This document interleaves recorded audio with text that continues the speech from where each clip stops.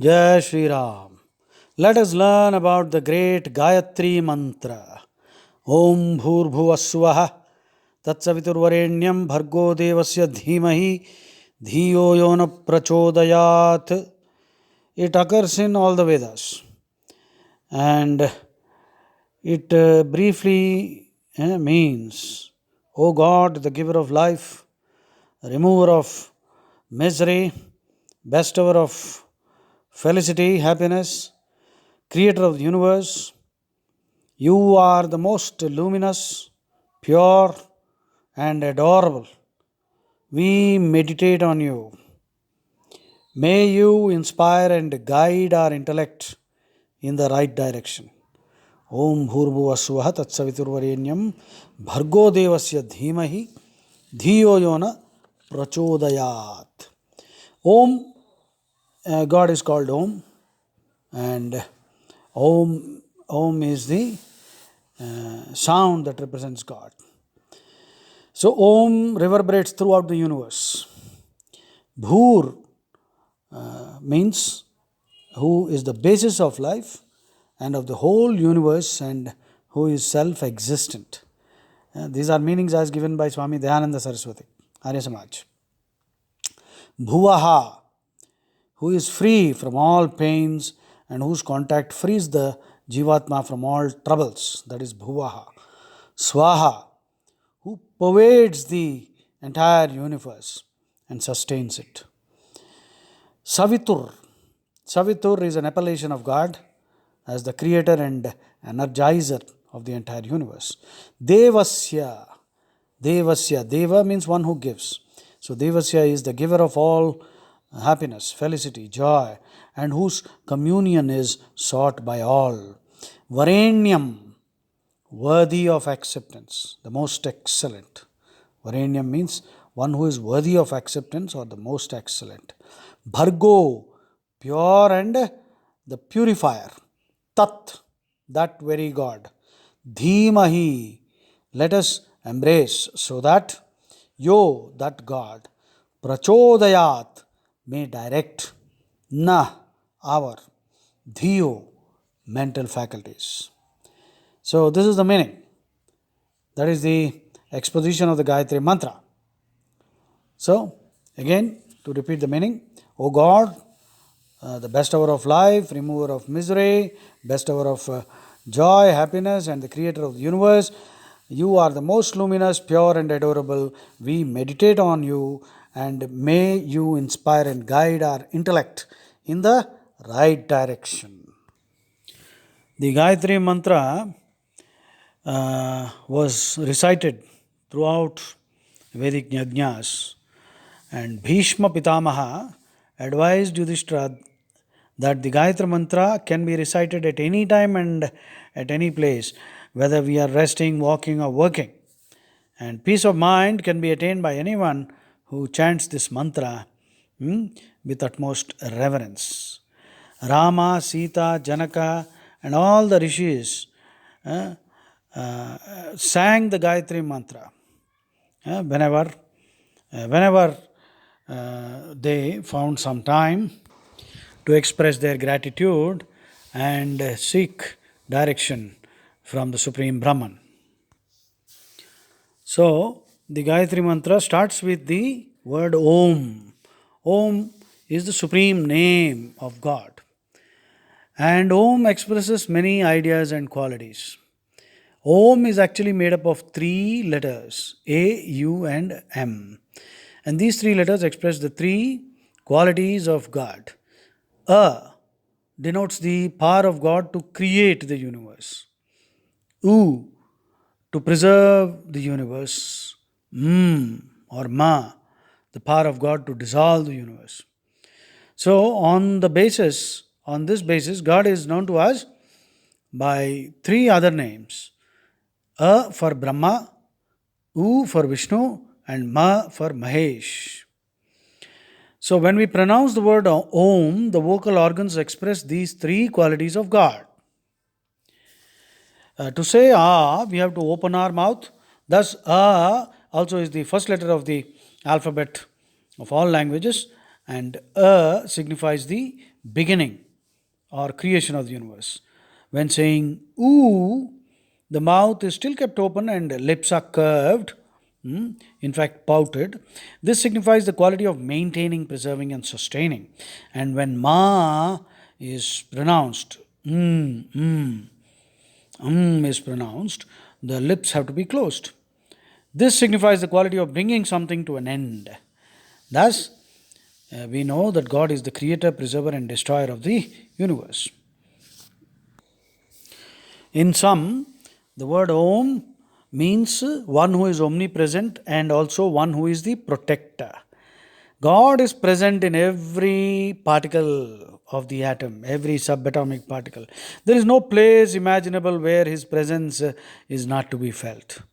Being omnipresent, He protects the universe through His power, knowledge, and His laws.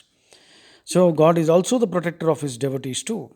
So, the purport of Om is one who is all pervading, the creator, preserver, and destroyer, and who is our protector.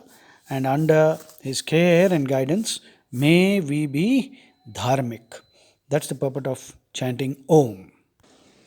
So, briefly, we will run through the other words. Bhur. Bhur, the first three words of the Gayathri Mantra, namely Bhur, Bhuvaha, Swaha, are called Mahavyahriti, and these three words express the nature of God. They express His oneness. The word Bhur indicates the existence of God. God is eternal. He was present at the time of creation, is present during preservation, and will be present at the dissolution. So that is Bhur. Bhur is indicative of life, prana. So the purport of Bhur is, O changeless God, our life giver and preserver, grant me your life-giving force so that I may live through thy grace. Bhuvaha. Bhuvaha is indicative of God's absolute consciousness, self-existent conscious being, one who removes all the pains and sufferings of the Jivatmas. So the purport of Bhuva is, O abode of happiness, I perceive thee, treat me with compassion, being under your benign care, I am free from pain and sorrow. Swaha. Swaha is symbolic of God's bliss. Except God, everyone experiences pain, calamity, trouble, misery, obstacles. Heavenly bliss is enjoyed only by Krishna or by God. So, we also have a little of this and little of that. So, God's bliss is of a different kind. So, Swaha denotes that God is all pervading, He pervades the entire universe, and so, O giver of happiness, all blissful, may I enjoy the nectar of bliss in thy abode. Next phrase is Tat Savitur. Tat means that. Savitur in the Gayathri Mantra, this word has been used for God. So, Savita speaks of God's power to create this universe, being all pervading, the power of God to create the world and bestow refinement on His creation. That's called Savita. So the purport is, O the creator of the universe, thou art my father, I gain inspiration from you to act wisely and to follow the righteous path. That is Tat Savitur. Varenyam. Varenyam means one who is worthy of acceptance and who is the most excellent. Rishi Dayananda writes, he defines, Yad varam vartum arham atishreshtam tat varenyam, which means he who is worthy of acceptance and transcendent is varenyam. The problem today in our society is gullible Hindus are worshipping beggars and tombs and falling at the feet of all kinds of buffoons and jokers. Jatilo mundi lunchitakesha kashayambara bahukritavesha pasharnapi na pashati mudha udaranimittam bahukritavesha. Adi Shankara in Bhajagovindam says, these fools cannot see even though they are seeing. They are blind in spite of having the faculty of vision. All these frauds, these charlatans, these spiritual quacks, these fellows are doing all this hanky-panky just to loot, just to make money for the udaram. So we should be as educated, as truly spiritually evolved Hindus. One should worship only one who deserves to be worshipped, not some buffoon who talks nonsense, who behaves like a clown. So who is not Varenyam. Varenyam means one who is worthy of acceptance and transcendent. That is Varenyam. So, Varenyam means, oh, poor, pure and immaculate, defectless God. You are truly worthy of reverence. I have dedicated myself to you. For me, you are the only person worthy of acceptance. Right? That is the meaning of Varenyam. Bhargo is the next word, which means glorious light, the path, spiritual light. The power with which God destroys sins and afflictions is called Bhargo. O faultless, untainted Supreme Lord, I have kindled that light of devotion in my heart, and that light is removing my ignorance and destroying my papam. I am being purified. Bhargo. In the Bhagavad Gita, 6th chapter 34th, Adi Shankaracharya defines Krishna. The word Krishna is being defined by Adi Shankaracharya as Bhaktajana Papadi Dosha Karshanat Krishna. So, one who destroys the Papadi Dosha, that means all the papams and the defects in the character, one who can destroy, that is Krishna. Others can't. Krishna is Rishikesha. Rishikesha means the absolute master of the senses. Unfortunately, we humans are slaves of the senses. And he who is already a slave of the sense cannot help you. So, one who is already in the jail, one who is a prisoner cannot help another prisoner. Somebody who is outside the prison. So, Krishna is Rishikesha. So, he is Atmaram. Whereas we are in the Indriyaram. Indriyaram. So that is why Bhargo. Bhargo means one who represents the glorious light of knowledge and the power with which sins and afflictions are destroyed. That is Bhargo. Devasya. Devasya basically means one who gives, one who confers felicity. Eko Deva Sarvabhuteshu Gudha Sarvavyapi Sarvabhutantaratma. God is one. Means that the God who is to be found everywhere and within everything is Deva, not others. So that is Deva. Of course, in a general sense, Deva can be attributed to one who is very charitable, very magnanimous, who gives knowledge, who confers happiness or knowledge and radiance and all that. So the purport of Devasya is, oh Deva of all Devas, Mahadeva, you are the giver of light. My soul receives the spiritual light from you. I experience your divinity. Dhimahi. Dhimahi means to meditate and to contemplate upon the glorious form of God.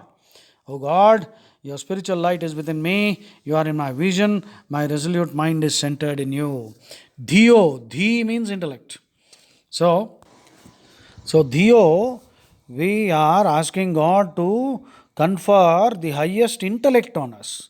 Begging God for all worldly things is meaningless. Once you have the highest intellect, then acquiring all worldly wealth is also possible. Worldly prosperity and salvation both are possible only with the highest intellect. So then we will be able to develop the power of discrimination. So that is why Dhiyo Yona Prachodayat. So Dhiyo, O knowledgeable God, thy heavenly grace is developing my powers of intellect. With my intellect, I am gaining true knowledge. So Yona Prachodayat. So Prachodayat means we are asking God to direct our energies in the right direction. So Yo means that God, Nah means ours. So, O omniscient Lord, I seek your guidance so that I may be able to direct my mind, intellect, and thought towards noble deeds. And it is my desire that I should always have you in my thoughts and you should direct my life. So, this is the sum and substance of the Gayathri Mantra. So, the Gayathri Mantra is also called Gayathri Mantra, Guru Mantra, Savitri Mantra. So, Tatsaviturvarenyam, glorification of God. Bhargo Devasya Dhimahi, communion with God. Dhiyo Yona Prachodayat, entreaty. You are entreating, beseeching God to direct your life. Jai Shri Ram.